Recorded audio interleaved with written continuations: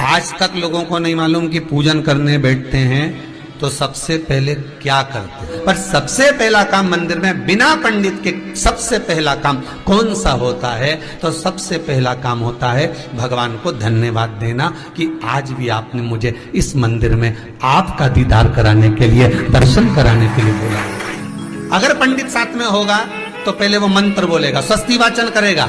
स्वस्ति वाचन करने में उसको अर्थात भगवान के लिए भी प्रसन्नता और आपके लिए भी प्रसन्नता। पर आपके पास कोई ब्राह्मण नहीं, आपको कोई स्तुति नहीं आती, आपको कोई मंत्र नहीं आता, आपको कोई साधना नहीं आती, आपको कोई तप नहीं आता, पर आप इतना तो कर सकते हो कि भगवान के मंदिर में जाकर उनको धन्यवाद दे सकते हो कि तेरी कृपा है जो मुझे चलकर यहां तक बुला लिया, 2 कदम चलाया, यहां तक बुलाया, ये तेरी कृपा है। और बड़ी कृपा करी जो डलिया भर के पूजन का सामान भी लाई, बड़ी कृपा करी जो दूध भरकर भी लाई, बड़ी कृपा करी जो कलश भरकर भी लाई। कितने लोगों का फायदा है कलश भरकर मंदिर ले जाने में? देखिए जरा कितने लोगों का फायदा।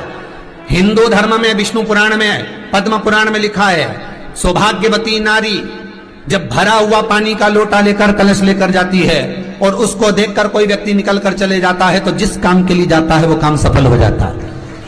मंदिर का ही लोटा, मंदिर का ही पानी, सिर पे पल्लू लेके हर हर महादेव बस शिव जी के चढ़ा रही और इतने प्रेम से रिझा रही। अब फ्री का पानी था तो एक लोटे में मन भी नहीं माने। अरे करा तो भगवान के सम्मुख में पहुंचकर अगर आप जल का पात्र भी लेकर जा रहे हो, भरा हुआ लेकर जा रहे हो, तो कितनी प्रसन्नता की बात। हिंदू धर्म की रीति है, जिस पात्र को हम जल चढ़ाने लेकर जाते हैं उस पात्र में भगवान के चरणों का जल लाते हैं, खाली पात्र नहीं लाते। क्या लाते हैं? भगवान के चरणों का जल। उस चरणोदक को लेकर आए, घर में रखा, सबने अपने नैनों में लगाया, हृदय में लगाया, चित्तवृत्ति में लगाया। खाली पात्र हम लेकर वापस नहीं आ रहे हैं। शिव मंदिर में जब जब जाओ, जल चढ़ाने के लिए जाओ, पात्र तुमने शंकर जी को पूरा पानी चढ़ा भी दिया तो शंकर के चरणारविंद का थोड़ा सा जल पात्र में डाल के भले 2 बूंद लाओ, 4 बूंद लाओ, इतना सा लाओ, पर लाओ और उसको पूरे परिवार के नेत्रों में जब लेकर आए हो चरणोदक तो लगाओ।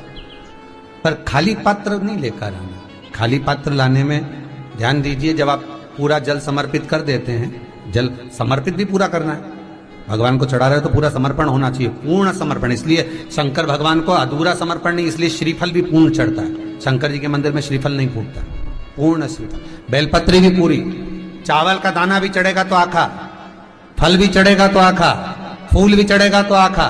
भगवान को कोई चीज खंडित नहीं चढ़ती, शिव जी को जल भी चढ़ेगा तो पूर्ण।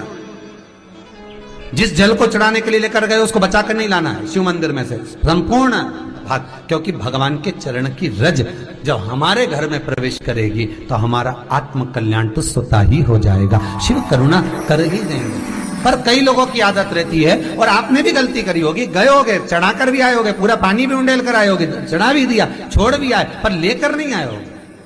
कई लोग गलती कर जाते हैं और फिर बाद में कहते हैं हम तो इतने साल से पूजन कर रहे हैं, भगवान हमारी सुन ही नहीं दिया। तो भगवान के मैं तो तैयार बैठा, पर तू नवा के चली जाए, लेके तो कहीं जाए।